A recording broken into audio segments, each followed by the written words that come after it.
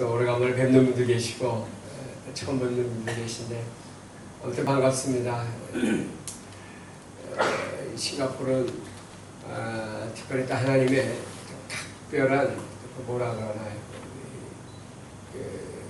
어딘지 그렇잖아요. 이렇게 큰아들은 큰아들대로 어떤 정이 있고, 둘째는 둘째의 정이 있고, 셋째는 또 셋째의 정이 있고, 막내는 막내의 정이 있는데 싱가포르는 이상하게 막내의 정이라 그럴까요? 제일 저렇게 살포하다 그럴까요? 그런 정감 어린, 참 순전하고 어린애 같은 그런 마음, 신념들을 소유한 바로 그 지역이 이 싱가포르이고, 또 이 지역에서 최선을 다해서 하나님의 몸된 교를 섬기고 여러분 자녀들을 키우고 그 삶을 영위해 나가는 사랑하는 성도님들 한 분 한 분 개개인의 삶에 하나님의 크신 은총이 늘 함께 하실 것이고, 계속해서 또 우리 자녀들이 자라나가면 이 땅에서 저 미래를 보며 큰 인물들 되는 그런 축복의 땅인 것을 믿습니다. 오늘부터 우리 주일까지 3일 동안 여러분 계속해서 만나고 뵐 텐데, 우리 뵐 때마다 우리 안에 영적인 축제, 축복이 있기를 간절히 소망합니다. 우리가 기간 내내 우리 안에 있는 묶여있는 모든 것들이 다 풀리기를 원하고, 막혀있는 것들이 다 뚫리기를 원하고, 경고하는 것들이 다 무너지는 축복이 있기를 간절히 소망합니다. 그래서 그리스도 예수 안에서 그분이 주신 참된 자유와 행복이 넘치는 그런 축복의 시간 되기를 여러분 모두와 제가 함께 소망하기를 원합니다. 할렐루야. 이 단에 설 때마다 김내원 목사님 생각이 자꾸 나지요. 목사님하고 87년도에 제가 오늘 교회에서 만나가지고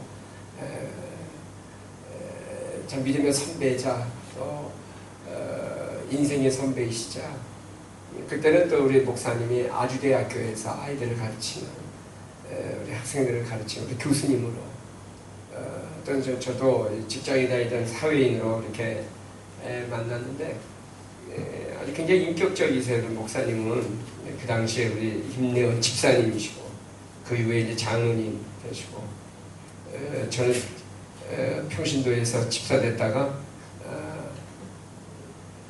목사로 바로 그냥 신분이 바뀌었습니다.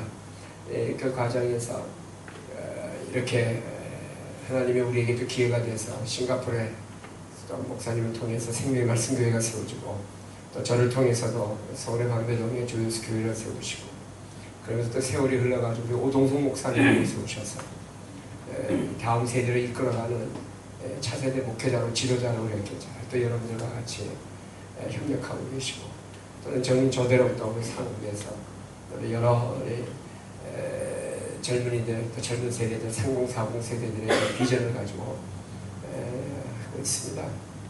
이 말씀을 드리는 이유는 향후 우리도 계속해서 우리 생명의 말씀교회와 주요스 교회가 함께 협력해서 하나님이 지금 이 21세기 이때에 무슨 일을 우리에게 도전하고 주실지에 대한 끊임없는 고민과 갈등을 같이 나눌 수 있기를 소망합니다. 2000년 들어와서 벌써 15년이 지났는데, 2000년 들어오면 뭔가 세상이 좋아지고 달라질 것 같고, 통일도 금방 될 것 같고, 뭔가 세상에 우리 자손들에게 좋은 어떤 그런 토양, 또 그런 어떤 삶의 터전을 만들어줄 수 있을 것 같았는데, 안타깝지만 지난 15년 동안 세상은 조금 더 나빠졌던 것 같습니다. 악은 더 강해지고, 사람들은 더 강팍해지고 각박해지고, 우리 젊은 세대들은 점점 이 세상의 소망을 잃어가고 있습니다. 저희 교회가 지금 여러 협력단체들과 더불어 다음 주에 서울의 한 장소를 빌려가지고 청년 실업가들을 모아서 그들을 좀 격려하고 위로하는 시간을 좀 가지려고 하는데, 한 청년의 인터뷰를 봤어요. 이 청년은 연세대학교 2학년, 재수에서 2학년 경영학과, 예전에 뭐 연대 상대라고 그러죠. 참 들어가기 어려운 학교입니다. 이 청년 인터뷰를 했는데, 그 인터뷰 내용이 뭐냐면, 자기들에게는 인생의 세 가지 기회가, 세 가지, 자기들의 인생의 미래에 대한 기회가 세 가지가 있는데, 하나는 취업, 두 번째는 창업, 세 번째는 고시. 이 세 가지가 다음에 진로를 열 수 있는 바로 그 방법이다. 물론 싱가포르와 어떤 토양이 좀 다를 수는 있지만, 아마 보편적으로 다 비슷비슷한 생각들이라고 여겨집니다. 취업, 그래서 한국도 삼성, 현대자동차 들어가려고 수없이 난립니다. 겨우 400명, 500명 뽑는데 10만 명이 몰려들어요. 삼성전자 시험 한번 보면. 현대자동차도 마찬가지고. 그렇게 어렵게 공부해가지고 그 스펙 쌓아서 그렇게 힘들게 통과해서 들어가도 이중률이 3년 내에 이중률이 26%가 나옵니다. 그 얘기는 뭡니까? 그렇게 공부해서 그렇게 죽을 고생해서 경쟁 뚫고 들어가 봐야 희망이 없다라는 사람들이 100명에 26명이라는, 36%입니다. 36명이라는 얘기죠. 그건 뭘 얘기합니까? 그만큼 힘들게 그렇게 인생의 어떤 목표를 달성하고 난 이후에 자기들의 선택이 얼마만큼 보장을 받느냐에 대한 회의가 있다는 거예요. 취업을 포기하는 청년들이 많습니다. 물론 취업에 기회가 없어가지고 할 수 없이 취업이 안 되는 청년들도 있지만 그런 실력을 갖추면서도 포기하는 청년들이 있습니다. 이유가 있습니다. 어느 날 자기 선배들 인생의 아버지들 세대를 보니까 죽도록 충성을 다해가지고 고생했는데 어느 날 나가라고 그러니까 끝나는 거예요. 50 안팎에 그냥 나와가지고는 그 다음 인생의 준비도 없는데 너무 속절없는 거예요. 젊은 시절 최선을 다해서 30대, 40대 온 인생을 다해가지고 충성을 다했는데 어느 날 그 공동체는, 그 회사는, 그 직장은 사람을, 목숨을 파리 목숨으로 여긴다는 것이죠. 청년들이 이 세대를 경험하고 난 이후에 난 결론, 내가 내 회사에 내가 몸담고 있는 그 직장이 최선을 다한다는 것이 무슨 의미가 있느냐에 대한 회의예요. 저희들은 그런 계산도 없이 그냥 일을 했던 사람들 세대이기 때문에 어떻게 얘네들이 이럴 수가 있느냐는데 사실 사회가 그렇게 만들었지 않습니까? 그러니까 취업에 대한 믿음이 없는 것이죠. 창업. 그래서 이제 자기가 뭔가 자기 회사를 해보려고 그런 생각을 가졌는데, 자, 초기 자본은 누가 대줄 거며, 물론 이제 부모님이 백그라운드가 좋으면 돈도 많고 하면은 뭐 돈도 대주고 해가지고 뭐 어떻게 해보겠지만 또 그렇게 해서 창업한 청년들 3년을 못 넘깁니다. 창업 때 해보니까 뭐 이것도 뭐 다음 카카오 뭐 이런 사람들, 뭐 김범수 씨, 이혜진 씨 뭐 이런 사람들 보면 대단한 것 같지만 그거는 몇만 분의 1, 몇십만 분의 1 정도니까 확률상 창업도 마찬가지 아니겠습니까? 거기에도 희망을 걸기에는 이들이 너무 벽이 높다는 것이죠. 그런데 이렇게 둘러보니까 고시는 시험 한 방이면 되는 거예요. 그러면은 세상에서 얼마나 존경도 받는 위치고 먹고 살만한 것도 괜찮고 누가 나가라는 얘기도 안 하고 그 고시로 몰린다는 것이죠. 이 청년도 그 꿈을 가지고 연세대학교 경영학과를 지원해가지고 그 어렵다는 학교를 들어갔는데도 불구하고 고시로 접었어요. 방향을 튼 거예요. 물론 이제 자기 변명이기도 하지요. 그런데 지금 세상의 사회가 그럴 수밖에 없는 여건이라는 것입니다. 젊은 세대의 희망이 없는 겁니다. 이것이 우리가 사는 이 시대의 한 단면뿐만이 아니라 이 단면을 확장하면 우리 모두가 사는 세상의 삶의 현실이기도 하지요. 소망이 없습니다. 사실 저희들 때만 해도 안 되면 뭐 건설해서 가면 되지 그랬어요. 그래서 중동 갔다 오면 아파트 한 채씩은 생겨요. 저 명일동, 고덕동 이런 데 가면 그 당시 잠실 주공에서 친 아파트들 하나씩은 갔다 오면 생길 때입니다. 그때는 참 기회가 좋았는데 지금은 어디 그렇습니까? 한 단면이긴 하지만 그만큼 세상이 더 각박해지고 나빠졌다는 것입니다. 그 당시에 여러분 우리 스마트폰 손에서 전화기 하나 가지고 전 세계의 모든 정보를 다 불러들이는 꿈도 못 꿨던 시대인데 지금은 어떻습니까? 우리 전화기 하나만 가지고 맘만 먹으면 세계의 모든 정보를 다 확인할 수 있는 최첨단 과학의 시대, 문명의 시대를 살아가는데 우리의 삶은 더 팍팍하단 말이죠. 그만큼 세상은 더 각박해졌다는 것을 의미합니다. 자, 이럴 시대에 하나님은 우리에게 뭘 원하시느냐의 문제입니다. 그럼 하나님은 이 땅에 더 이상의 소망이 없는 것이냐? 분명히 성경도 세상은 점점 더 빛의 자녀들보다 어둠의 자식들이 더 지혜로워 간다라고 말씀을 하고 있지요. 그럼 우리에게 대안이 없느냐라는 것이죠. 만약에 대안이 없다고 한다면 우리가 믿는 믿음은 뭐고 우리가 그렇게 죽으라고 쫓아가려고 하는 이 기독교 신앙은 종교로 끝나고 맞는 것이죠. 하나님은 지금 이런 세대를 살아가는 저희들에게 좀 더 큰 꿈을 갖기를 원하십니다. 지금 이런 각박한 세대 가운데서도 하나님이 우리에게 원하는 것은 분명한 진리, 그 영적인 원리가 있습니다. 우리가 그것을 놓치지 않고 붙잡고만 있다고 한다면 그동안 우리가 어둠의 세력에 넘겨줬던 이 새 싸움에서 우리 인생의 뒷공간을 내줘버렸어요. 축구도 4.24 전법, 4.33 전법 해가지고 뭐 여러 가지 전술과 전법이 수만 가지가 있다 그래요. 뭐 여러 가지 경우의 수에 감독들은 걸 다 알고 있어야 된다 그래요.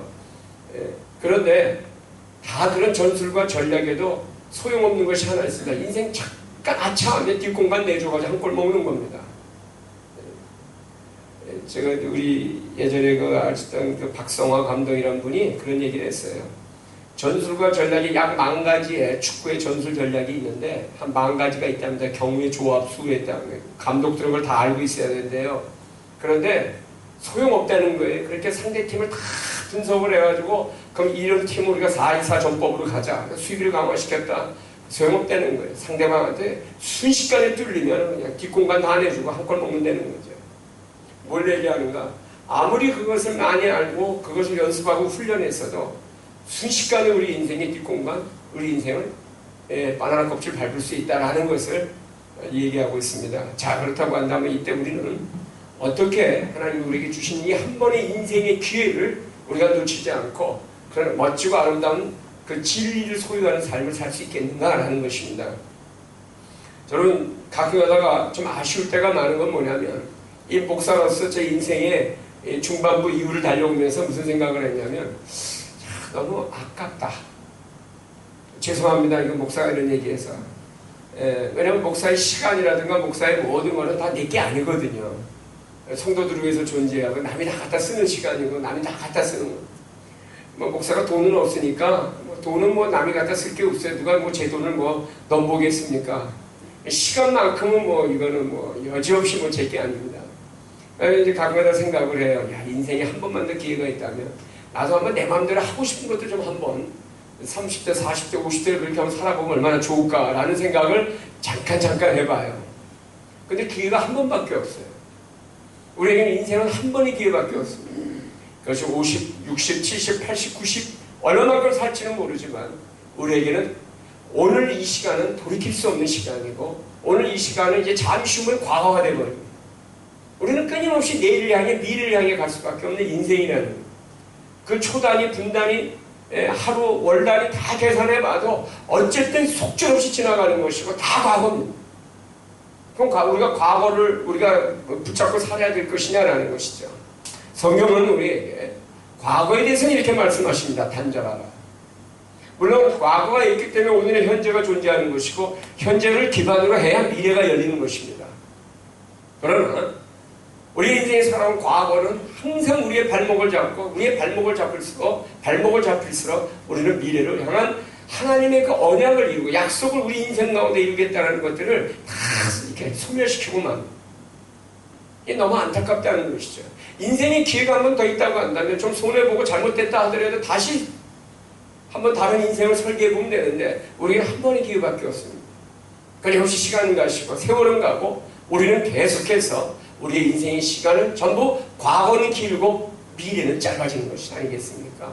자, 그렇다고 한다면 우리에게 한번 주어진 인생의 기회를 우리가 어떻게 살아낼 것이냐에 대한 하나님의 어떤 계시가 이번 이 3일 동안 우리가 한번 다시 한번 재확인하고 우리가 영적인 축제들, 회복의 축제들을 갖기를 간절히 소망합니다. 네. 할렐루야. 네. 그러니까 우리 옆에 분들하고 서로 한번 격려합시다. 우리 한껏 격려할 때 격려 한번 격려하십시오. 네. 자, 우리 옆에 분들에게 한번 앞뒤 전후 좌우로 위로 한번 합시다. 위로. 우리 한번 고백하십시다. I love you. 네. 고맙습니다. 잘 따라해 주셔서 지금 이 웃음 그대로 여러분의 인생 미래가 되기를 주의 이름으로 축원합니다. 그래서 오늘과 내일 오전 저녁 3번의 집회를 통해서는 우리가 새로운 재단을 쌓자, 새로운 방향을 찾자, 새로운 인도를 구하자. 그래서 새로운 인생의 방향, 방법, 또 우리의 원리들을 우리가 같이 나누기를 원하고요. 주일에는 하나님 이 시대 우리에게 주신 지도자의 덕목과 그 지도자로부터 나오는 지도력이 어떤 것인지를 같이 나누고자 합니다. 오늘 첫 번째 우리의 본문은 창세기 35장 1절에서 5절까지 말씀입니다. 창세기 35장 1절에서 5절까지 말씀을 저와 여러분이 한 절씩 같이 나눌게요. 하나님이 야곱에게 이르시되 일어나 베들로 올라가서 거기 거주하며 내가 내 형 에서의 낯을 피하여 도망하던 때에 내게 나타났던 하나님께 거기서 제단을 쌓아라 하신지라. 야곱이 이에 자기와 함께한 모든 자에게 이르되 너희 중에 있는 이방 신상들을 버리고 자신을 정결하게 하고 너희들의 의복을 바꾸어 입으라. 우리가 일어나 베들로 올라가자. 내 환난 날에 내게 응답하시며 내가 가는 길에서 나와 함께 하신 하나님께 내가 거기서 제단을 쌓으려 하노라 하네. 그들이 자기 손에 있는 모든 이방 신상들과 자기 귀에 있는 귀고리들을 야곱에게 주는지라. 야곱이 그것들을 세겜 근처 산수의 나무 아래에 묻고 그들이 떠났으나 하나님이 그 사명 고울들로 크게 두려워하게 하셨으므로 야곱의 아들들을 같이 읽어요. 시작. 쉬어가는 자가 없었다. 여러분, 우리가 살면서 하나님이 악을 허용하시고 위기를 주시는 뚜렷한 이유가 있습니다. 많은 경우 이런 얘기들을 합니다. 작년 제가 7월, 8월 2달 동안 모든 이 죽음이 다 소중한 것이고 다 큰 것이지만 너무 안타까운 죽음들이 참 많았었어요. 저희 교회 안에 7, 8월 2달 동안 총 6번의 장례가 7월 중순부터 8월 중순까지 한 달 동안 6번의 장례가 집중해서 났는데 하필이면 그때 제가 어지럼증이 와가지고 쓰러져서 병원에 있다가 막 나오자마자 내가 왜 이런 어지럼증이 왔나 하고 생각을 해봤더니 내가 뭔가 지금 하나님이 영적으로 원하시는 게 있는 것 같아요. 그래서 그냥 이렇게 딱 일어서 막 어지러지한데 새벽 기도를 하겠다고 선포했습니다. 주변에서는 말렸어요. 그러다가 다녀서 쓰러지면 이렇게 덕이 안 된다. 목사가 쓰러지는 데가 다녀야지. 집에서 누워있다가 갔다. 이거 얼마나 그러냐. 괜히 그러다가 TV라도 보다가 그러다가 갔다 그러면 이거 얼마나 이 목사 자존심에. 그래도 이 마지막 순간에 뭔가 좀 우아해야 되지 않겠냐. 박 목사가 다녀서 쓰러지다. 이거 얼마나 멋있냐. 진짜 어지럽더라고요. 그래서 단을 꽉 잡고 말씀 나누고 그리고 기도하고 기도도 더 일부러 그냥 막 소리를 지르고 외쳐서 그래 한번 쓰러지면 또 동정이라도 올까봐 해봤는데 쓰러지진 않고 어지럽기만 해가지고 그때 막 장례가 나기 시작하는 거예요. 그 장례 예배를 한 달 동안 내내 같이 집례를 하면서 내가 거의 한 달 동안 검은 양복과 검은 넥타이만 메고 살았어요. 근데 그 과정에서 하나님이 저에게 주시는 그게 참 안타까운 죽음 하나는 6살 먹은 우리 아이가 하나님 데려가셨어요. 갑자기 발병한 게 너무 오래돼가지고 손도 못 써보고 데려가셨어요. 그 젊은 부부가 처음에는 뭐 그냥 다 하나님의 은혜고 특별한 계시고 이것이 특별한 이유가 있기 때문이라고 잘 영적으로 버텨냈는데 점점 시간이 지나니까 너무 허망하고 허무한 거야. 참 신앙이 좋은 젊은 부부인데 막 갈등하는 거야. 한 석 달이 지난 다음 그 젊은 부부가 저한테 와가지고 목사님 이유가 어디에 있습니까? 내가 뭘 잘못했습니까? 우리 할머님의 3대 신앙이 그게 기도해가지고 이렇게 큰 이 가문의 일도 일어났는데 갑자기 모든 가족이 사랑하는 유독 가장 사랑하는 이 자녀, 이 딸을 데려간 이유가 어디에 있습니까? 그것도 어린 아이가 얘가 성경 구절을 50개를 외워요. 그리고 이 어린 아이가 찬송도 무슨 찬송을 부르냐면 내 영혼에 햇빛 비치니 주 영광 찬란해 이런 찬양만 불러요. 찬송가 곡만 나의 소망 나의 기쁨 저 장미꽃 위에 이슬 이런 찬양만 불러요.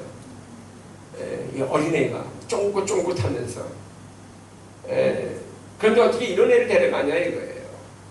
성경 구절 50개를 외우고 저 장미꽃 위에 있을 이런 찬양만 하는 얘를 왜 하나님은 데려가느냐, 이해가 안 된다는 거죠. 그러니까 전들 압니까? 참 딱해요. 그래서 난들 아냐, 왜 목사님은 그런 영적 원리를 모르냐는 거예요. 미안하다, 내가 아직 설익은 목사가 돼서 그런 건데, 그럼 우리가 지금 천국 가서 물어볼까? 그랬어요. 같이 죽자는 얘기지 뭐 무슨 얘기겠어요. 죽고 싶다는 거예요. 자기도 딸 앞세우는 이 아빠가 자기도 가고 싶다는 거예요. 지금 1년이 다 돼가는데 엊그제 이제 그 집 신방에 가가지고 같이 거기서 예배를 드리는데 또 울어요.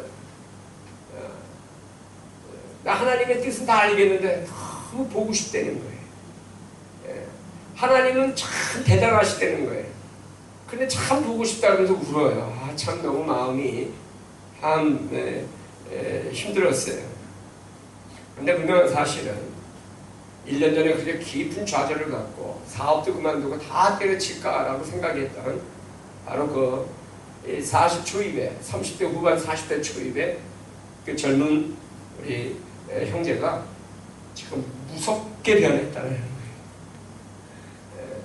그 1년의 끝없는 싸움 끝에 아직도 다 해결은 되지 않았어요.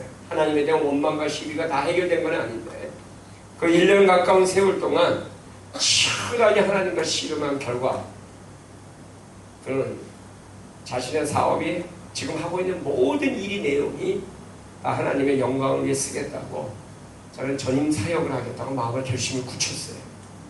목사가 되겠다는 것은 아닙니다만은 그런 목사와 같은 누군가를 죽어가는 영원 생명을 살리는 말씀을 가르치는 그런 사도적 삶을 살겠다고 지난 1년 동안 치열하게 그렇게 자기 싸움 끝에 결론을 내렸어요. 다 해결된 건 아니에요. 그러다가도 또 확 뒤집어져요. 새벽 2시에 잠이 깨고 나면 화장실 한번 갔다 온 다음에 막 분노가 올라오는데 막 분노가 올라오고 그 십자가에 대고 막 삿대질을 하는데 그래서 너무 죄송해서 지금 십자가도 떼어놨대요. 다 이해가 돼요. 여러분, 하나님이 우리에게 악을 허용하시고 위기를 주시는 이유는 무엇 때문인가? 다 이해할 수 없고 다 그렇다라고 분명하게 이렇게 저도 탁 잘라 말씀드리기엔 여러분 너무 죄송해요. 분명한 사실은 성경에 수없이 많은 분들이 우리 믿음에서 조상들 선배들이 그 이해할 수 없는 그 상황, 사건, 그 문제를 통하여 깨달은 건 뭐냐면 하나님과 새로운 관계를 맺었다는 사실. 다 이해 안 됩니다. 다 허용이 된 건 아니에요. 하나님의 뜻이 내 안에서 그렇게 우아하게 완성된 거 아니면 해석되고 이해된 거 아니면 그런데도 불구하고 결론 하나님과의 새로운 관계를 맺었다라는 것만큼은 부인할 수 없다는 사실이에요. 왜 하나님은 우리에게 이런 위기와 악을 허용하시는가? 그것은 명확하게도 새로운 관계를 갖기를 원하시기 때문이다. 결론을 말씀드려요. 그럼 오늘 이 창세기 35장에 소개되는 이 야곱, 간단하게 정리하면 야곱에게 12아들이 있었습니다. 이 12아들이 4명의 부인한테서 태어났어요. 첫째 부인 레아, 둘째 부인 라헬. 라헬은 레아와 친여동생 관계죠. 자매 관계죠. 친자매 관계. 이 둘 사이에 치열한 공방전이 있어요. 왜냐하면 야곱은 자기의 첫 번째 부인 레아보다는 두 번째 부인 라헬을 더 이뻐했어요. 더 사랑했어요. 근데 안타깝게도 더 자기가 좋아했던 두 번째 부인 라헬로부터는 아기가 없어요. 근데 자기가 덜 이뻐한 이 첫 번째 부인한테서는 어쩌다 한번 그 방에 들어갔다 나오면 애가 생겨요. 그래가지고는 끊임없이 이 레아와 라헬 사이에 긴장감이 있고 경쟁관계가 있어요.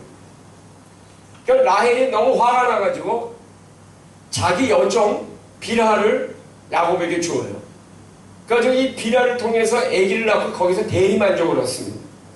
그럴 때 또 레아가 그래 나도 그래 자기 그 누구의 여종 실바라는 여자를 또 집어넣어요.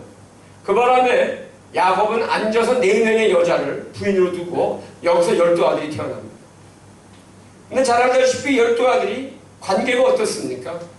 치열한 싸움에 상처 이야기를 이 엄마들이 가지고 있는 그 아픔과 상처가 이 자녀들한테 그대로 전승이 돼가지고 이 아이들마다 태어날 때마다 이름들이 희한합니다. 이름은 그 사람의 정체성을 얘기하죠. 큰아들 루벨을 낳자마자 뭐라 그래요? 하나만 더 주세요. 예?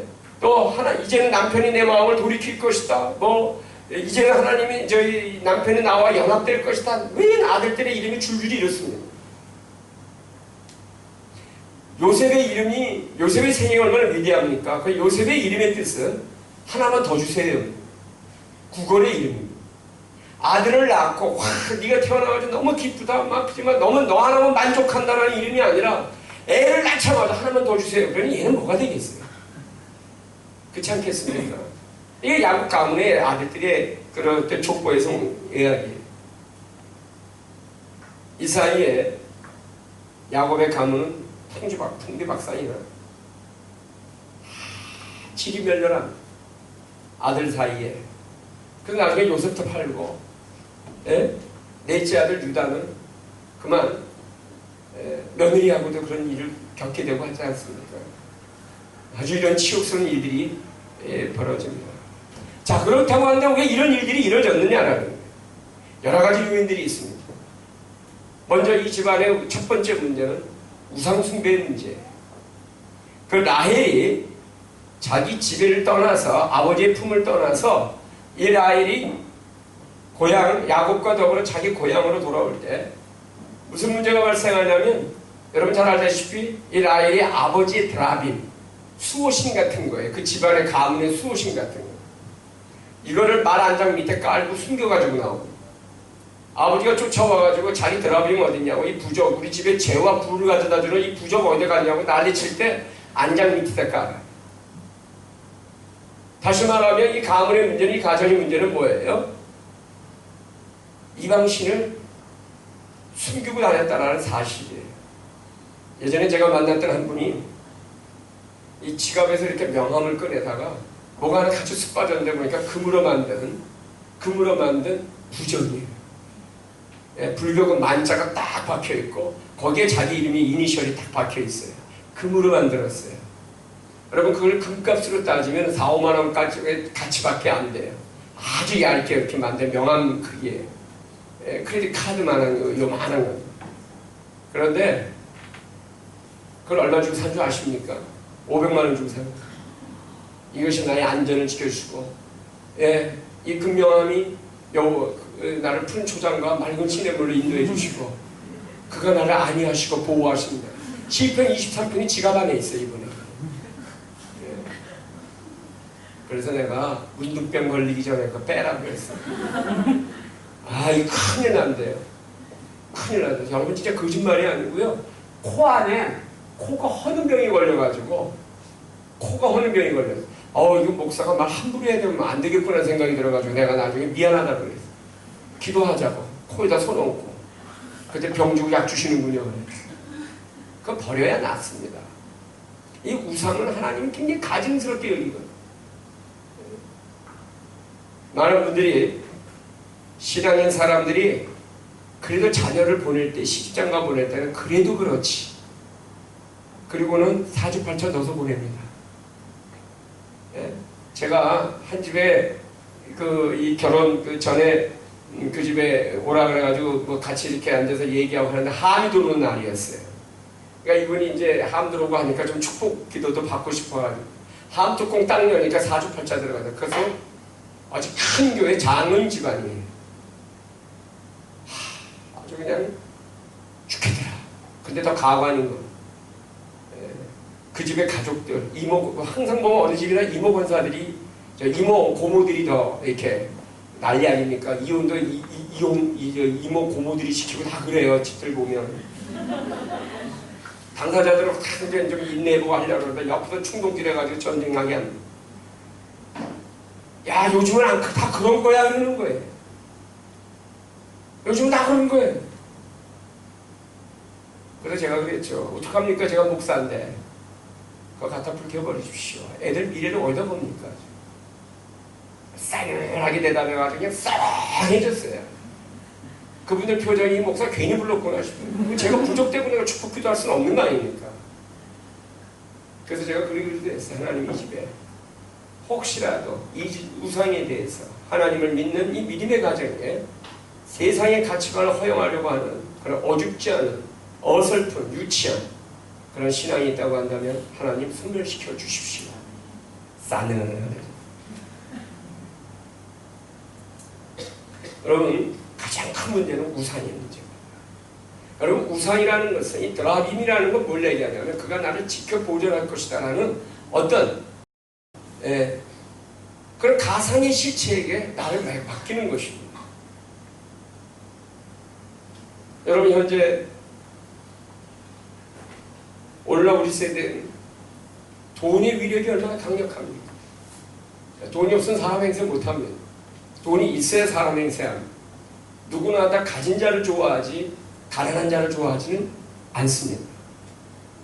심지어는 교회도 마찬가지가 됐지요. 그런데 이 돈이 좌지우지하는 것, 돈이 뭡니까? 결국 힘입니다.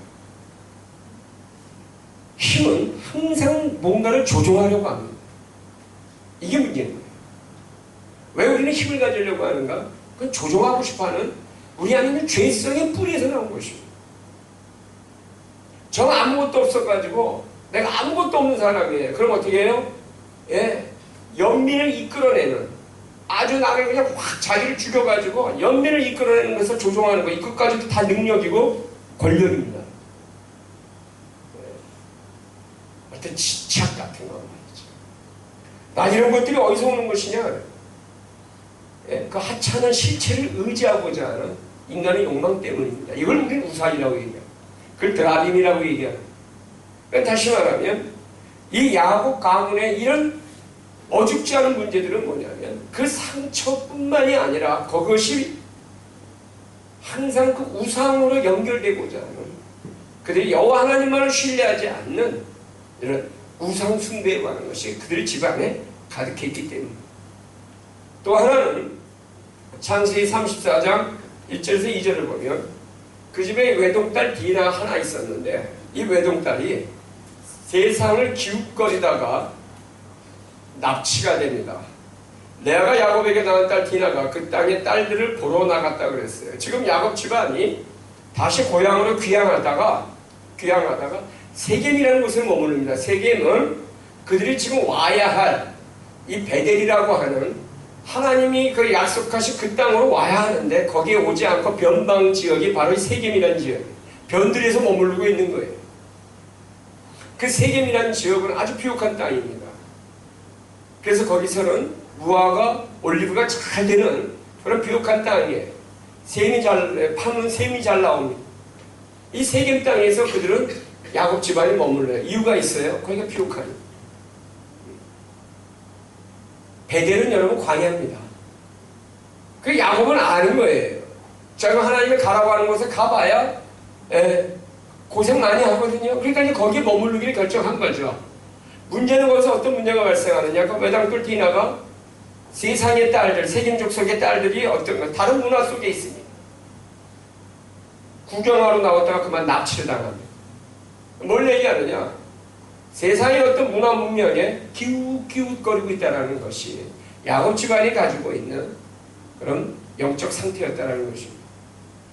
또 하나는 그 아들들이 아버지의 권위에 대해서 아주 다 형편없이 무시합니다. 이 딸이 그렇게 납치당해가지고 어려운 일을 겪고 나니까 둘째, 셋째 아들이 시므온과 레위가 화가 나가지고는 그 세겜 족속들에게 그래 내 여동생을 너희들한테 줄 테니 그 대신 너희들 다 할례를 해야 된다. 이게 결혼 조건이었어요. 그러니까 세겜 족속들이 다 할례를 해가고 그것이 낫기를 기다리고 있을 때 사람들을 데려가가지고 그 세겜의 남자들 다 죽여버려요. 그러니까 가나안 땅에 큰 전쟁이 나는 그런 위기 상황이 됩니다. 이때 야곱이 이렇게 얘기를 하죠. 왜 여기서 죽을 고생해서 내가 여기까지 왔는데 여기서 너희들이 이런 잔혹한 짓을 해가지고 다 지금 우리 가족을 다 멸망당하게 만들었냐라고 야단을 칠 때 이 아들들이 이렇게 얘기합니다. 34장 30절을 보면 야곱이 시므온과 레위에게 이르되 너희가 내게 화를 끼쳐 나로 하여금 이 땅의 주민곳 가나안 족속과 브리스 족속에게 악취를 내게 하겠다. 그래서 악취를 내게 하니까 시체 썩는 냄새나는 걸 말하는 거예요. 전쟁을 말하는 것입니다. 나는 수가 적은즉 그들이 모여 나를 치고 나를 죽이리니 그러면 나와 네 집이 멸망하리라. 야단을 쳐요. 그랬더니 이 시몬과 레위가 뭐라 그러냐면 31절 그들이 이르되 그가 우리 누이를 창녀같이 대우함이 옳으니까 라고 되는 아버지 그래요? 지금 뭐가 옳은 일입니까? 우리 여동생이 지금 창녀처럼 이렇게 걸려 취급받은 게 아버지 괜찮습니까? 라고 대드는 아버지의 권위가 전혀 없습니다. 이 가족들의 문제는 뭐예요? 우상숭배의 문제고 그리고 세상을 기웃거린다는 그 세상 문화 가치관에 휩쓸려 간다는 문제고 그리고 영적인 질서가 다 무너졌다는 것입니다. 이것이 현주소라는 것입니다. 이때 이 가문에 위기가 찾아옵니다. 위기가 34장 30절을 다시 보면 너희가 내게 화를 끼쳐 나라와 이 땅의 주민과 가나안 족속과 브리스 족속에게 우리가 지금 전쟁을 하게 되었다 그래요. 근데 우리는 수가 적어요. 그럼 어떻게 돼요? 전쟁해봐야 우리는 진다 안 하는 것이죠. 큰 위기가 찾아옵니다. 근데 하나님은 이 위기를 통해 야곱 가문을 새롭게 만나주시기를 원하십니다. 초대에 말씀드렸지만 하나님 우리에게 악을 허용하시고 위기를 조성하는 이유는 무엇인가? 새로운 관계를 맺게 하기 위해서다. 우리는 이렇게 얘기합니다. 아니 그럼 그때 디나가 세겜에서 머뭇거리지 않고 기웃거리지 않고 아니 그 전에 야곱이 세겜에 머물지 말고 바로 하나님을 가라고 지시한 땅으로 그냥 처음부터 그렇게 갔더라면 이런 일이 없을까? 하나님은 그렇게 하시죠. 왜 세겜에 머무르게 했느냐? 라고 대부분의 사람들은 그런 얘기를 합니다. 그러나 여러분 이 선택은 인간의 몫입니다. 따라서 결과도 인간의 몫입니다. 여러분의 인생에 원하든 원치 않든 내게 다가온 모든 상황 사건은 상대에게 있는 것이 아니라 그것은 하나님은 나에게 주시는 사건이고 나에게 주시고자 하는 말씀입니다. 그래서 여러분 엄밀히 얘기하면 성경은 피해자 가해자가 구분되지 않습니다. 여러분 인간의 삶에는 누가 옳고 그르냐에 따라서 선악의 논리 이분법에 따라서 누가 다 잘못했고 누가 더 잘했느냐를 구별합니다. 그걸 가지고 죽일 듯이 싸움. 너는 선이고 너는 악이고 나는 선이고 너는 악이고 선악의 이분법으로 모든 것을 다 재단하고 가릅니다. 그래서 인류의 역사 이후에 선과 악의 이 구분이 우리 인류 전체의 역사를 어떻게 만들었습니까? 살육과 전쟁으로 끌어요.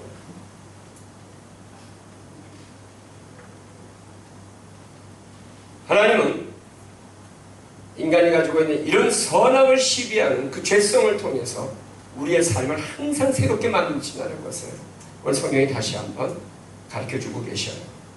자, 이런 배경 속에서 이제 큰 위기가 왔어요. 이때 하나님은 35장 1절에 같이 읽습니다. 시작.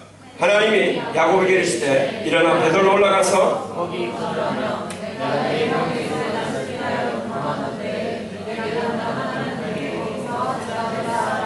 자, 하나님이 먼저 이 위기 상황을 어떻게 돌파하게 하십니까? 뭐라고 말씀하세요?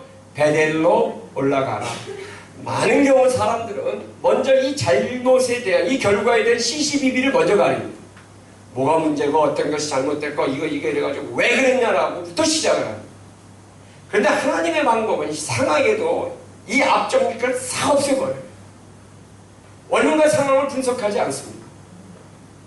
이 위기 상황에 하나님은 뭔가를 하냐면 미래를 여십니다.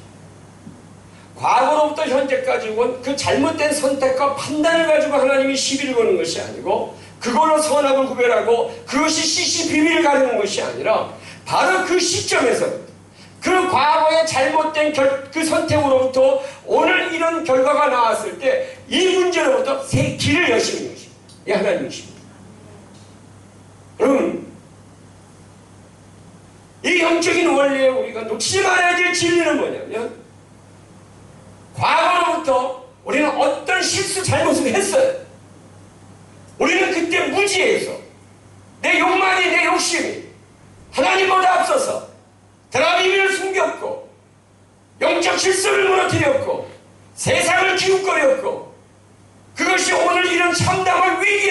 가지고 온 거 맞아요. 그런데 하나님은 과거로부터 현재까지 온 이 과거의 모든 시간 속의 역사 속에 있었던 그 사건 상황 문제를 가지고 지금 시시비비를 가리는 것이 아니라 그것으로 인한 이 결과물, 바로 이 상황, 이 위기로부터 하나님은 당신의 나라를 출발시킨다는 것을 성경은 가르쳐주고 있습니다. 여러분, 여기에 우리 삶의 미래에 희망이 있는 것입니다. 성경은 명확하게도 이것을 우리에게 제시하고 누구도 부인할 수가 없는 너무나 분명하고 뚜렷한, 지금 이 창세기 35장뿐만이 아니라 성경 전체 모든 믿음의 사람들의 이야기와 모든 상황 사건을 이끌어 가시는 하나님의 주도적 역사는 무엇인가? 그것은 바로 오늘의 현실 앞에서 새로운 미래를 여신다는 것을 하나님 가르쳐주고 계십니다. 그래서 첫 번째 뭐라고 말씀하세요? 베델로 올라가라. 여러분, 이 베델이 어딥니까? 야곱이 과거에 자기 이름에 맞게, 야곱의 이름의 뜻이 뭐예요? 발뒤꿈치 잡는 자, 사기꾼, 도둑놈이라는 뜻이에요. 참 아들 낳고도 이름을 희한하게 져요. 이런 사기꾼아, 이게 이제 야곱의 이름이에요. 오죽했으면 부모가 야곱이라고 적겠습니다. 오죽했으면. 네. 정말 이거는 뭐 사람한테 비유할 얘기는 아니지만 저희도 집에 강아지 둘을 키우는데 하나는 너무 그가 극성스러워가지고 제가 아주 천방지축이라고 졌어요. 여러분, 부모가 자식 낳아놓고 이 참 같지 않으면 이런 이름을 다 짓겠냐 이거예요. 네. 생각해보세요. 큰아들 에서는 낳고 에서라고 이름을 줬어요. 에서가 뭔지 아세요? 붓다라는 뜻이에요. 붓다라는 건 뭐냐면 건장하다 이런 뜻이에요. 강건하다. 예? 소위 말해서 뭐라 그래요? 요즘 그 근육맨 뭐 이런 거예요. 예? 아주 그냥 남성다운 거죠. 이런 뜻을 갖고 있는 것이 에서. 야곱은 기껏 머리 쓴다는 게 맨날 속여먹는 생각만 하는 것이 야곱입니다. 그 야곱이 형과 아버지를 속이다가 들통나가지고 형이 죽이려고 하니까 도망가버려요. 외삼촌 라반의 집으로 도망가죠. 그때 그가 고향을 떠나 도망가다가 머무른 곳이 바로 베델이라는 것입니다. 창세기 28장 11절을 봅니다. 창세기 28장 11절 같이 읽어요. 시작. 한 곳에 이르러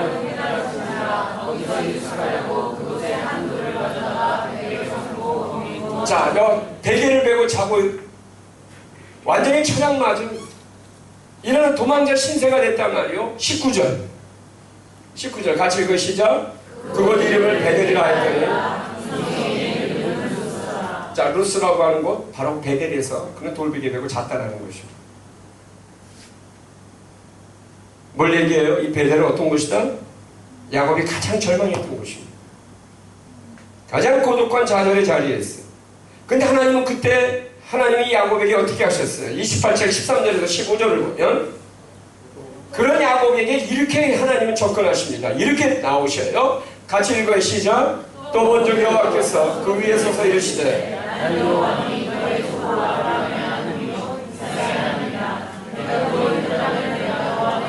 14절 내 자손이 타니 내가 서쪽과 동쪽과 북쪽과 남쪽으로 퍼져나갈지며 땅의 모든 족속이 너와 내 자손으로 말미암아 복을 받으리라. 내가 너와 함께 있어 내가 어디로 가든지 너를 지키며 너를 이끌어 이 땅으로 돌아오게 할지라. 내가 내게 허락한 것을 다 이루기까지. 자, 보십시오 여러분. 야곱이 과거로부터 현재까지 어떻게 살았어요? 지금 루스라고는 베델까지는 어떻게 살았어요? 사기꾼으로 살아요. 형 속이고 아버지 속이고. 성경은 그 사람을 뭐라고 표현하냐면 죽쓰고 있는 사람이었어요. 인생 죽쓰는 사람이 야곱이에요. 그러는데 하나님은 지금 이 절대절명의 위기 상황에서 하나님이 그 베델에서 뭐라고 약속을 하세요? 첫 번째, 내가 너 누워있는 땅을 다 주리라. 두 번째, 내가 너를 통하여 후손이 이 모래만큼이나 내가 너에게 주겠다. 세 번째 뭐였어요? 내가 너와 항상 함께 있겠다. 세 번 인재의 약속. 이것은 그 조상 아브라함에게 주신 약속이에요. 창세기 12장, 15장, 17장 계속해서 이어서 나오는 약속이 이 약속 아닙니까? 이삭에게 동일했던 거예요. 그리고는 지금 야곱에게도 동일한 약속을 주셔요. 근데 지금 야곱이 뭘 잘했습니까? 야곱이 지금 뭘 잘했어요? 너는 아버지 속이고 형 속이는 사람이고 날마다 지금 뭐에 묵상했어요? 어떻게든 속여서라도 장자권 뺏어내겠다라는 이런 궁리만 하는 존재였단 말이죠. 그런데도 불구하고 하나님은 그에게 약속을 주셨어요. 그리고는 그 자리에서 야곱은 소원을 하지요. 28장 20절에서 22절까지 가보면 배경이 조금 더 살펴보십시다. 야곱이 소원하이르되 하나님이 나와 함께 있어 내가 가는 이 길에서 나를 지키시고 먹을 떡과 입을 옷을 주시어 내가 평안히 아버지 집으로 돌아가게 하시오니 아버지께서 나의 하나님이 되실 것이요 내가 기둥으로 세운 이 돌이 하나님의 집이 될 것이요 여호와께서 내게 주신 모든 것에서 10분의 1을 내가 반드시 하나님께 드리겠나이다. 자 보세요. 이때 자기가 돌베개를 접하게 고쳤던 그 돌을 세워서 그거에다가 기름을 부어 뭐라고 얘기해요? 하나님과의 약속의 언약의 비를 세웁니다. 기념비를 세워요. 그러면서 뭐라고 소원해요? 나를 무사히 돌아오게 하시면 하나님이 나의 하나님이 될 것이요 나는 그 나의 하나님에게 11조를 드리겠다고 소원을 합니다. 그리고는 까맣게 잊어먹었어요. 그리고는 외삼촌 라반의 집에서 그 하란에서 그 20년 가까운 세월 동안 아들을 낳으면서 네 여자와 더불어 전쟁한을 벌이지 않습니다. 그리고는 드라빔을 끼고 살고 딸 하나 있는 외동딸은 세상 기웃거리고 그리고 아들들은 아버지를 우습게하는 형편없는 영적 질서가 다 무너지고 하나님의 약속은 살아있는데도 불구하고 이 집안의 가문에는 어디도 이 약속이 이루어질 수 있는 징조가 안 보인단 말이죠. 그때 이런 위기가 온 거예요. 그래서 하나님은 다시 베델로 올라가라. 이 얘기는 뭡니까? 야곱과 했던 그 언약을 새롭게 하시길 원하는 이걸 우리는 새 언약이라고 얘기합니다. 여러분 과거의 언약이 무너졌다고 생각되십니까? 내가 실수하고 잘못하고 내가 잘못 살아왔고 내가 어떻게 문제가 있고 이러고 저러고 해가지고 그래서 내가 내 인생 이 모양이 있고 됐다고 생각한다면 오늘 하나님은 그 과거의 언약을 다시 재화전하는 새 언약을 맺을 걸 믿습니다. 아멘. 모든 영적 권위가 무너져 있고 영적 질서가 다 무너지는 이때 하나님은 다시 이것을 회복하기를 원하신다는 겁니다. 그래서 2절을 보면 야곱이 이에 자기 집안 사람과 자기와 함께한 모든 자에게 이르되 너희 중에는 이방 신상들을 버리고 자신을 정결하게 한 너희들의 의복을 바꾸어 입어라. 여러분 보셔요. 그래서 야곱이 이제 이 하나님의 말씀을 붙잡고 다시 베델로 가기로 결정하면서 뭐랍니까? 흐트러졌던 질서들을 다시 바로잡아요. 그게 뭐예요? 이방 신상을 버리고 정결하게 하고 그리고 의복을 바꾸어 입는다. 옷을 바꾸어 입는다는 건 뭘 얘기해요? 다시 우리의 마음가짐을 새롭게 한다는 것을 말합니다. 여러분 야곱은 알았어요. 이 자기 집안의 이 위기가 어디서부터 왔는지 아는 거예요. 야곱은 알았어요. 내 인생에 이런 어려운 문제가 왜 왔는지를 아는 거예요. 시몬과 레이라는 두 아들이 잔인해서 그랬어요. 맞아요. 더 나아가 그 전에 그 딸이 세상 기웃거리다는 거 알아요. 자기 아내가 이뻐하는 사랑하는 아내가 드라마에 끼고 단 거 알아요. 그런데 진진 모른 척하고 그냥 허용하고 살았어요. 무기력하게 사는 거예요. 영적 질서가 이렇게 무너져도 그냥 눈만 깜빡거리고 있었던 거예요. 그런데 하나님은 다시 한번 이 위기 때 야곱에게 말씀하신 대로 이제 야곱은 눈이 번쩍 뜨인 거예요. 그렇구나. 오늘 나가 내 가문의 문제는 무엇 때문이었는가? 이 영적 질서를 내가 함부로 여겼구나. 하나님의 언약을 나는 너무나 허시짝벌처럼 여기고 내 의지, 내 뜻, 내 소망, 내 하고 내 원하는 욕망대로 살아왔구나. 나는 걸 깨닫고 여기서 더 이상 스탑! 멈춰야 되겠다. 그리고 다 바꿉니다. 다시 새로운 마음가짐을 다집니다. 그렇구나. 내가 하나님의 영적 질서를 다시 내 인생 가운데 회복해야 돼요. 이건 내 딸의 잘못도 아니요, 내 아내의 잘못도 아니요, 내 아들들의 잘못도 아니라 이렇게 영적 질서가 무너진 것은 오늘 내가 하나님과의 나의 관계가 과거에 내 하나님께서 나에게 이런 언약을 주셨는데 불구하고 나는 그 언약을 무시하고 내 마음대로 내 뜻대로 살아왔던 내 잘못된 생애의 선택들을 이제 다시 한번 저 원위치로 돌이켜야 되겠구나 라고 결단한 것입니다. 사랑하는 여러분, 하나님의 베델로 올라가라고 하신 것은 바로 야곱이 까맣게 잊어버렸던, 놓아버렸던 그 약속을 회복하기를 원하시는 여기 어디에도 하나님이 야곱에게 이놈과 저놈과 이 나쁜 자식아 이 결과에 대한 책임을 묻는 것이 아니라 지금 이 시점에서부터 하나님은 다시 시작하기 위한 하나님 야곱의 결단을 원하시는 것입니다. 베델로 올라가라. 그 음성을 듣는 순간 야곱에게는 어떤 깨달음이 옵니까? 그렇구나. 이 문제 내 문제구나. 거기서부터 다시 시작입니다. 그리고는 그동안 그렇게 멀리했던 하나님에 대한 고백을 다시 회복해요. 3절 우리가 일어나 베델로 올라가자. 내가 환락날에 내게 응답하시며 내가 가는 길에서 나와 함께 하신 하나님께 내가 거기서 제단을 쌓으라 하노라. 자, 뭐라고 고백해요? 나의 가는 길에 나와 함께 하신 하나님, 나의 환락날에 내게 응답하신 하나님, 이 하나님께 내가 다시 뭐하러 간다고요? 제단, 예배를 회복하러 가노라. 여러분, 이 고백이 회복되어야 합니다. 나의 가는 길에 나와 함께 하시고 환난날에 내게 응답하신 내 하나님께 내가 다시 예배자의 삶을 살아야 되겠구나. 여러분, 한이 많으면 예배를 놓칩니다. 상처가 깊으면 하나님을 보이지 않습니다. 내 욕심이, 내 욕망이 크면, 내 의가 강하면 절대 하나님은 눈에 보이지 않습니다. 하나님은 안중이 없습니다. 왜냐하면 내가 너무 중요하기 때문에. 여러분, 자기 연민이라는 건 뭐냐면 자기에게 집중하고자 하는 어떤 에너지, 어떤 힘이 자기 연민만큼 하나님의 은혜 앞으로 나아갈 때 방해되는 것이 없습니다. 여러분, 이것이 무너져야. 오늘의 시대를 살아가는 우리가 자기 연민들이 넘어갑니다. 내 상처가 너무 큰 거예요. 많은 경우 이야기를 들어보면 다 자기 상처가 하나님보다 더 위대해. 내가 겪어왔던 그 아픔이, 상처가, 그 대상이, 그 상황이, 그 문제가 하나님보다 더 위대해. 위대하신 상처, 이러고 이제 찬양하는 거예요. 빛나고 높은 상처와 그 위에 앉으신 고독이, 그리고 찬양하는. 사랑하는 여러분, 오늘 우리가 이 고백을 회복해야 합니다. 먼저는 마음의 결단을 하시고, 심령의 결단을 하시고, 그 다음 우리의 고백을 회복해야 합니다.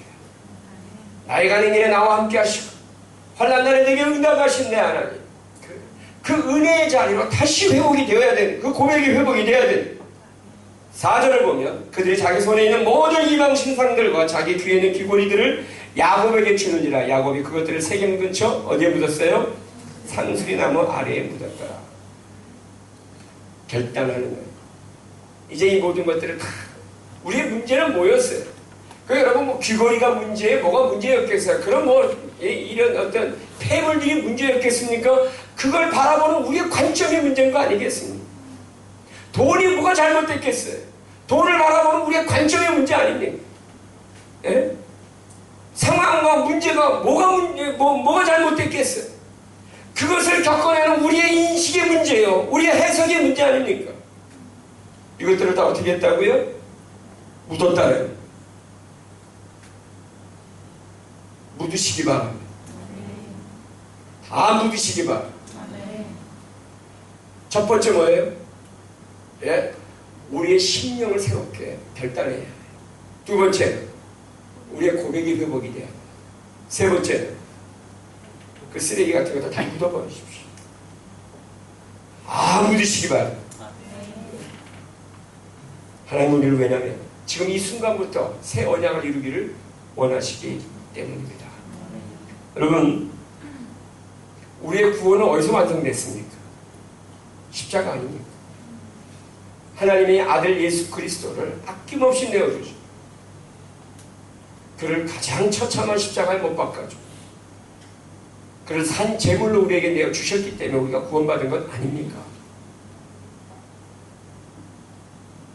예수 그리스도 그분을 거룩한 산 제물로 삼으셨기에 우리가 오늘날 살 수 있는 회복의 기회를 주신 것 아닙니까? 여러분, 정말 우리가 이제는 어디를 우리의 인생에 초점을 맞춰야 되겠는가? 사랑하는 여러분이나 저나 우리가 다 베델로 들어가는 거예요. 오늘날 우리에게 베델은 어디입니까? 하나님이 주신 영원한 회복의 약속이 있는 바로 그거, 갈보리 언덕 아닙니까? 그리스도 예수의 십자가 아닙니까? 그가 우리의 구원을 이루고 우리의 모든 상처를 싸매고 막혀져 우리의 미래의 세기를 여시는 바로 그 약속의 자리가 어디입니까? 엘리엘리 라마 사박다니가 뭘 얘기합니까? 나의 하나님 나의 하나님 어찌하여 나를 버리시나이까? 버림받은 외말들가 아니라 나를 포기할 만큼 저들을 사랑하십니까? 이 한마디가 여러분 우리의 과거와 현재를 나눴잖아요. BC와 AD를 가는 것처럼 우리의 옛 언약과 새 언약을 다시 갈라낸 것이 어딥니까? 바로 우리가 오늘 이 저녁에 우리가 모두가 다 베델 갈보리 언덕으로 올라가기로 원합니다. 이 베델은 하나님의 집이란 뜻입니다. 여호와 하나님이 영원히 거하시는 것, 임재하시는 것, 내가 너희와 세상 끝날까지 함께하겠다는 그 약속이 머물러 있는 것 어딥니까? 그리스도 예수의 이름, 그것이 바로 베델입니다. 여러분 오늘 우리가 가야 할 곳이 어딥니까? 바로 베델 예수 그리스도 그분이 아닙니까? 요한복음 16장 32절 33절 같이 한번 우리가 힘차게 외치고 기도하기를 원합니다. 같이 한번 읽을까요? 시작.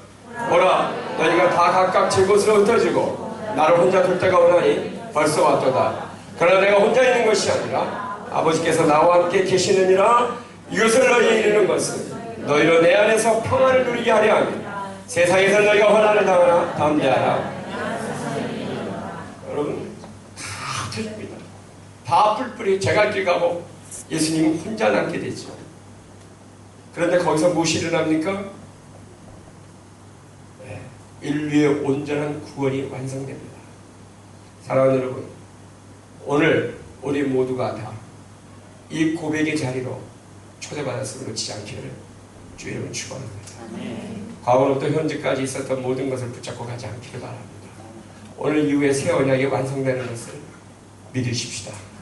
그리스도 예수를 통하여 우리에게 주신 이 온전한 약속이 지금도 진행되고 있음을 여러분 놓치지 않기를 간절히 소망합니다.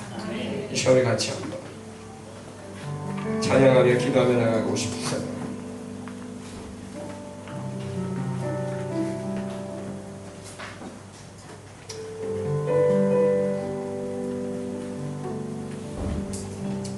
여러분 이 시간 우리 같이 한번 눈을 감고 오늘 자신을 여러분 첫째 날 깊이 한번 들여다볼 수 있기를 바랍니다.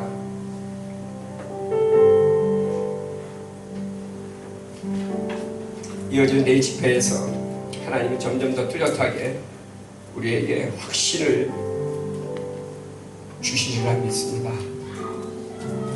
사랑하는 여러분, 오늘 우리 다시 한번 심령을 새롭게 결단할 수 있기를 바랍니다.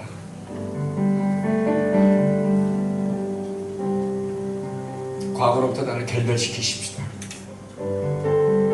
이방 신상을 버리고 정결하게 하고 의복을 바꾸어 입으라. 여러분 먼저 결심하시고 생각하지 말고 고민하지 말고 결단하십시오. 갈등하고 성찰하지 마십시오. 여러분 자기를 성찰할수록 인간은 비통해집니다. 분노가 올라오고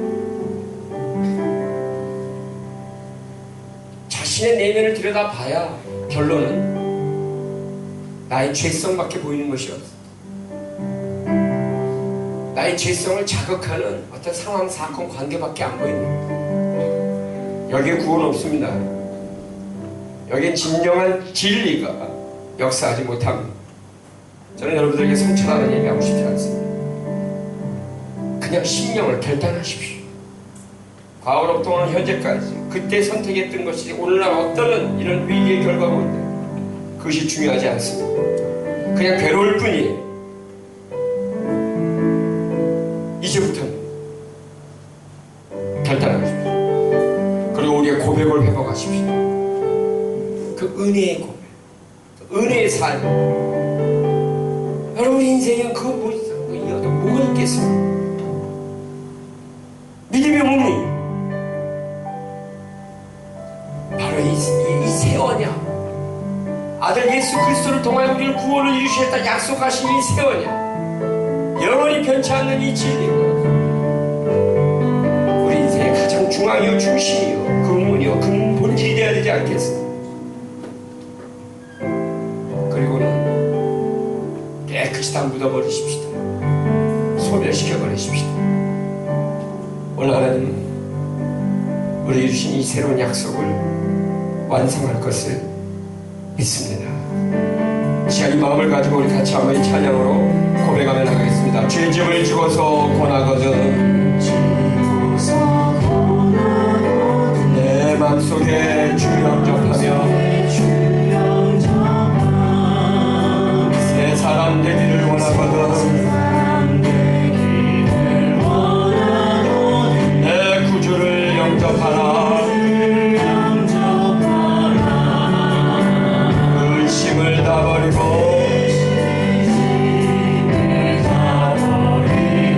구주를 영접하라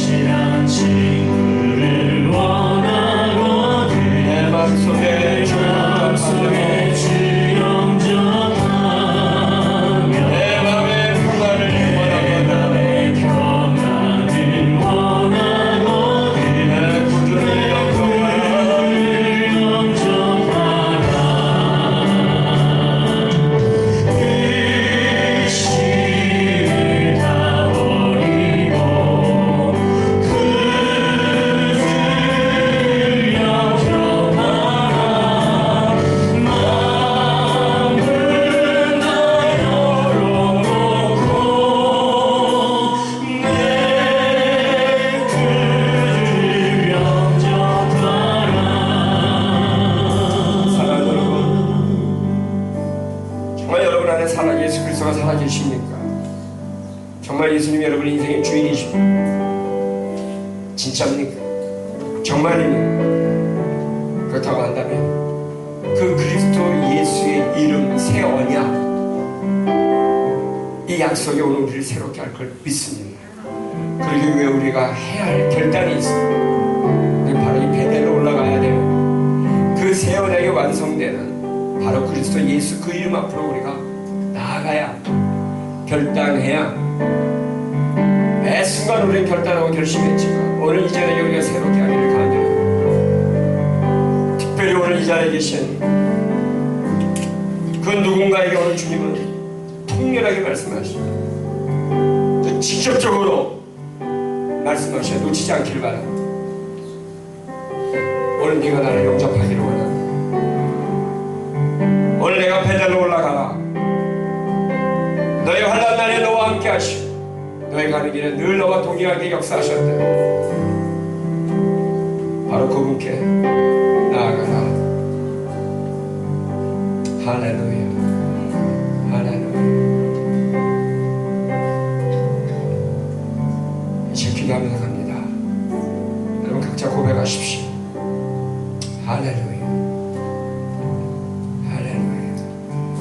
기도하시겠습니다. 오 주여,